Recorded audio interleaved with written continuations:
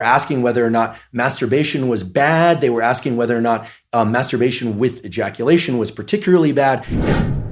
When I started doing some public-facing education, I started getting a lot of questions, especially on YouTube, from young males about pornography and masturbation. And this becomes very relevant here. We have to remember that this dopaminergic system is generalizable to many different behaviors, right? Academic pursuits, sports pursuits, relationship pursuits. But fundamentally, it was, again, I wasn't consulted at the design phase, but fundamentally it's tacked into the adaptive survival behaviors. And every species, including ours, has at least two major motivations, which is to protect its young and to make more of itself, to make more young at some level. People can opt out of that, but one of the absolutely pathologic situations for any animal or human is to be able to access repeated dopamine surges without effort or any pursuit that's self-directed, or that's directed, I should say. So for instance, cocaine, a drug which potently increases dopamine, or methamphetamine, which potently increases methamphetamine, but doesn't require any sort of adaptive action pursuit except to acquire the drug and spend money on it. No sacrifice. So what ends up happening is the circuit that gets rewarded is only the drug-seeking behavior, and no other behavior will give the kind of potent dopamine release that cocaine or methamphetamine will, which is why they are so pernicious.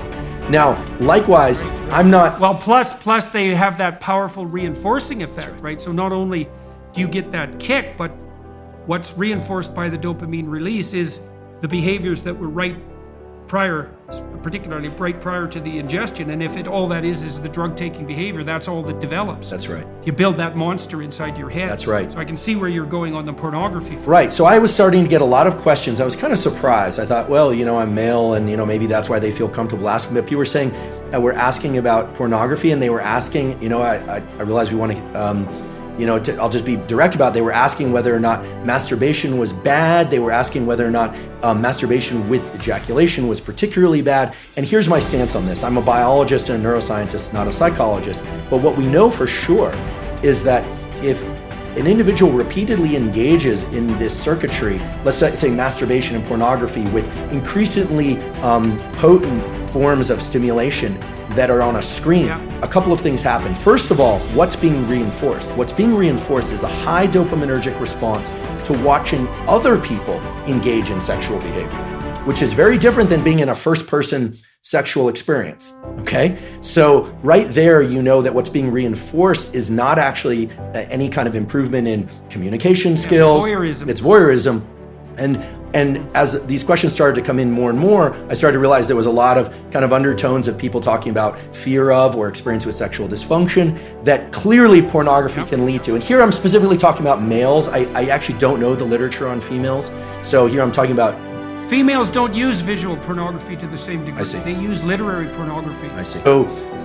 So, and then you start to think about, okay, what happens in the cascade or the arc of sexual arousal and orgasm? What happens is that initially there's it's parasympathetically dominant, meaning if somebody is too stressed, they actually can't engage in sexual behavior. The arousal response doesn't occur. Erection is blunted, but the actual orgasm response and ejaculation is strongly associated with the so-called sympathetic nervous system, which has nothing to do with sympathy. It has everything to do with, it's a kind of a stress response.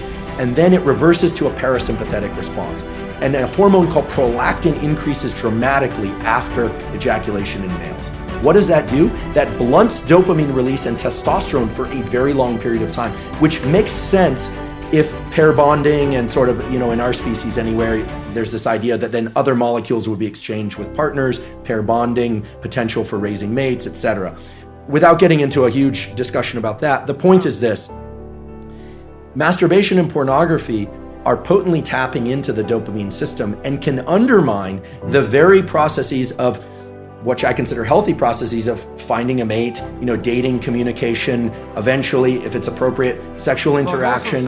What advice would you give to someone looking to quit porn? Well, I gave some advice a little earlier about quitting alcohol, and I would say it isn't that you're trying to quit porn. It's not the right way to think about it. The right way to think about it is that you're trying to figure out how to have a better life. And so you have to figure out, well, I would say do the Future Altering program and keep your porn addiction in mind and think. So in the first part of the Future Altering program, it asks you a bunch of questions about what your life could be like in 3 to 5 years if you took care of yourself like you were someone that you cared for. And then it asks you questions about your friends and your family and your career and your time outside of work and your health and, you know, the important dimensions of life. And it asks you to spend 20 minutes writing about how good your life could be in 3 to 5 years if you got your act together and did what was good for you. And then it asks you to write about the hell you could be in if you didn't. And so I would say you really need to do that, because porn isn't the issue. The issue is that you're not living your life the way you want to. And so you need a vision of life that's more compelling than the porn, and you need a counter vision too that frightens you, you know, because otherwise porn is obviously extraordinarily gratifying in the short term, but you seem to be suffering from the medium to long-term consequences of its use. There's an additional issue with pornography, which is not often discussed, which is that, remember, guys in particular, the brain is a learning prediction machine. And if, I'm not trying to say that all pornography is bad, but there are good data to support the idea that if your brain learns to be aroused by watching other people have sex, it is not necessarily going to carry over to the ability to get aroused when you're one-on-one with somebody else, right?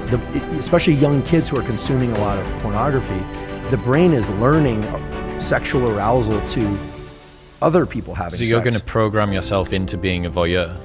Or just create challenges in sexual interactions with peer, with a real partner. Right? Mary Harrington has the 3 laws of pornodynamics, and the second law of pornodynamics is the law of fap entropy. And it says that whatever you start out wanking to will get progressively more intense over time. And I think that this is sort of speaking to that ever sort of escalating amount of the wildness that you need to watch in order to get an ever decreasing stimulus that comes back.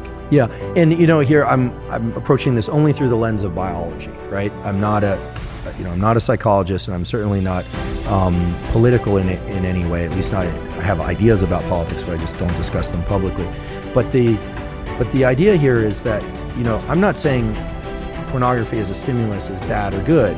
What I'm saying is it, in its availability and its extreme forms, it's a very potent stimulus, and very potent stimuli of any kind, extremely palatable food, extreme pornography, extreme experiences like bungee cord jumping, those set a threshold for dopamine release. And Anna will tell you that, and I'm sure she did, that the higher the dopamine peak, the bigger the drop afterwards. And it's not that you drop to baseline, you drop below baseline.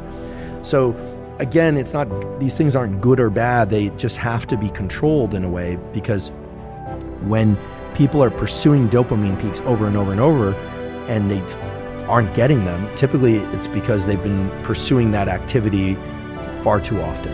And you're saying perhaps take a break from that, and there may be an ability for yourself, your system to reset. Right. Yeah, I mean, in theory, all the things that we're talking about with pornography could be superimposed onto food, or could be superimposed onto real sex, right? That one also has to be cautious there, right?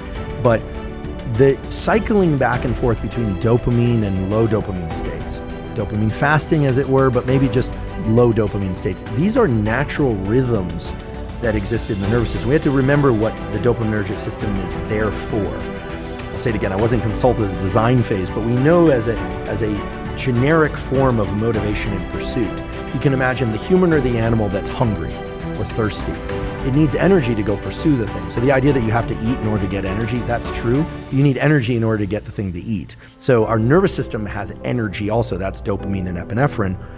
Yes, we use glucose and glycogen, et cetera, when we're pursuing things, but the idea here is you're pursuing something, and then either by smell or by sight, you think you're on the right track. So you go down that track, and then, there it is. You get some berries, or you get, let's get prehistoric about this, or you get to kill the prey and eat it, and then it gives you energy to continue this pursuit or to reproduce. I mean, there's a reason why humans and other animals seek out reproduction, is that every species, but certainly humans, have 2 innate desires built into them. Whether or not they decide to actualize this or not is the desire to protect young and make